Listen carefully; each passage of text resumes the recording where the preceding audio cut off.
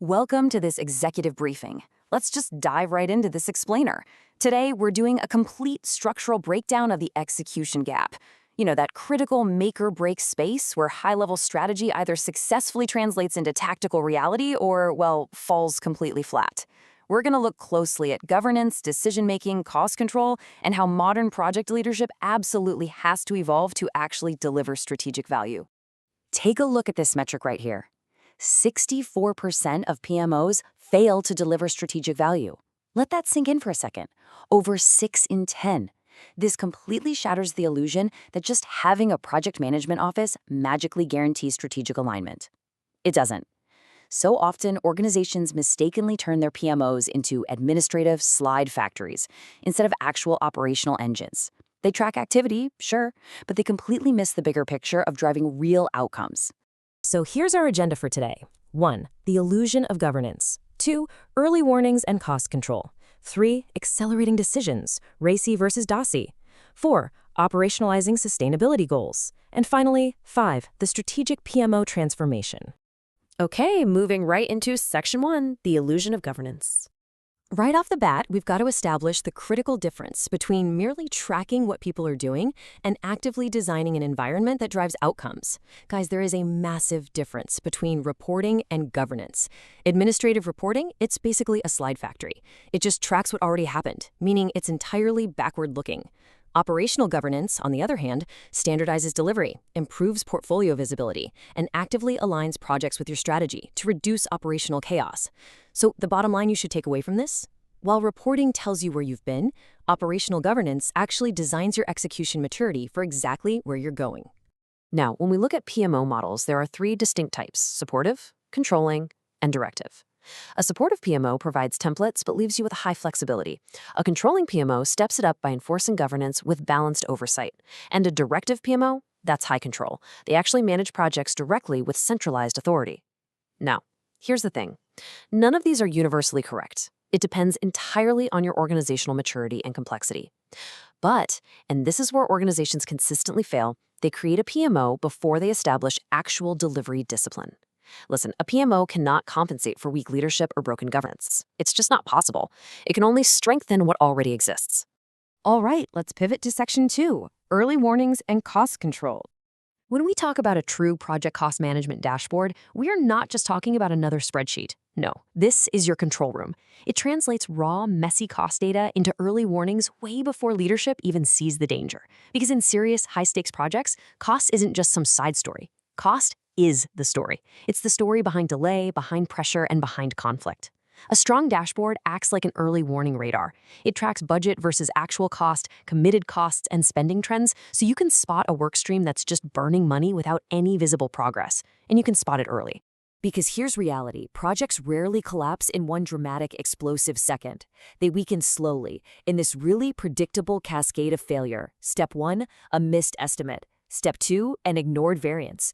Step 3 is a delayed decision. And Step 4, total project collapse. And right after that collapse, leadership always asks the question everyone dreads: why didn't we see this coming? Well, an effective cost dashboard answers that question before it's even asked. It gives you the hard evidence to challenge weak assumptions and actually act fast. That brings us to Section 3, accelerating decisions, RACI versus DACI. Look at this statistic, 70%. According to the source data, that is exactly how much project friction starts with stakeholder misalignment alone.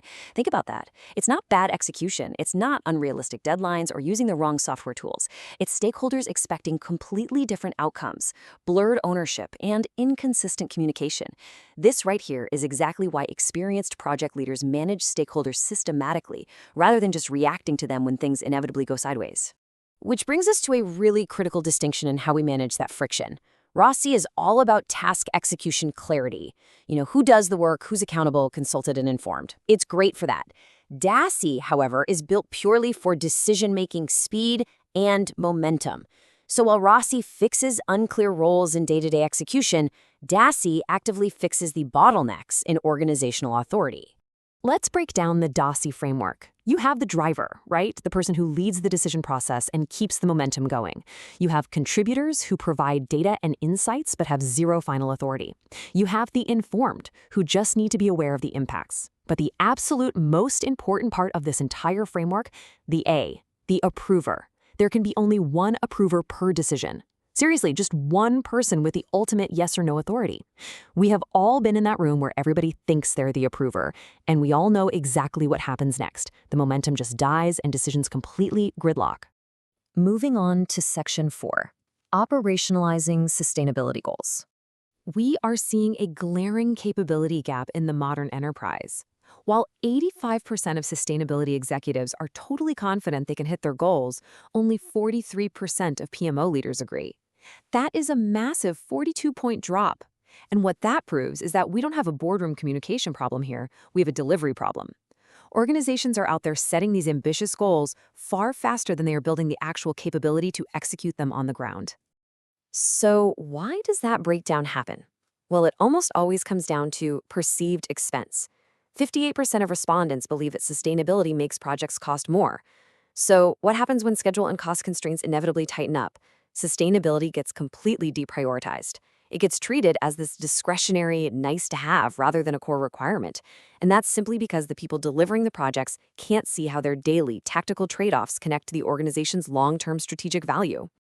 To bridge this massive gap, the Certified Sustainable Project Professional, or CSPP, certification was introduced. It essentially operationalizes sustainability into 5 concrete domains: people, planet, prosperity, process, and product. Think of this as your operational engine. It actually trains practitioners to take those lofty boardroom sustainability commitments and translate them into real governance decisions, risk frameworks, and procurement criteria. Basically, it means executing your sustainability strategy with the exact same ruthless discipline that you apply to scope, schedule, and cost. And that brings us to our final section, Section 5, the strategic PMO transformation. Look, despite what the current hype cycle might be screaming at you, AI does not kill project management, not even close. In fact, as companies roll out AI, they are hitting entirely new levels of complexity.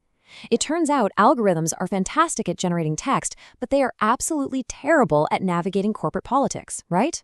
AI introduces these new challenges that demand human leadership, team coordination, change adoption, and serious governance.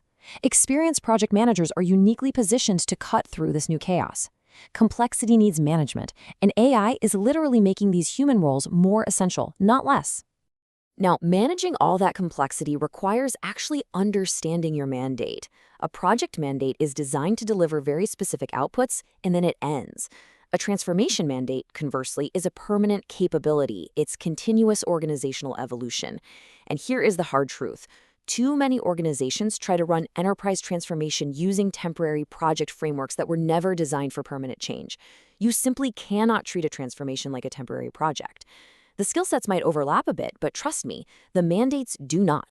Which brings us to the final, most absolutely crucial point of this entire briefing. Who holds the authority to stop, fund, and reprioritize across everything that carries the transformation name? Because at the end of the day, a mandate is just a set of decision rights. If no one holds this actual authority, you don't actually have a transformation mandate. You just have a transformation label. And a label has zero power when priorities collide. So I want you to think about your own organization right now. Who really holds this authority? And if the answer is no one, are you actually transforming? Or are you just delivering projects under a much fancier title?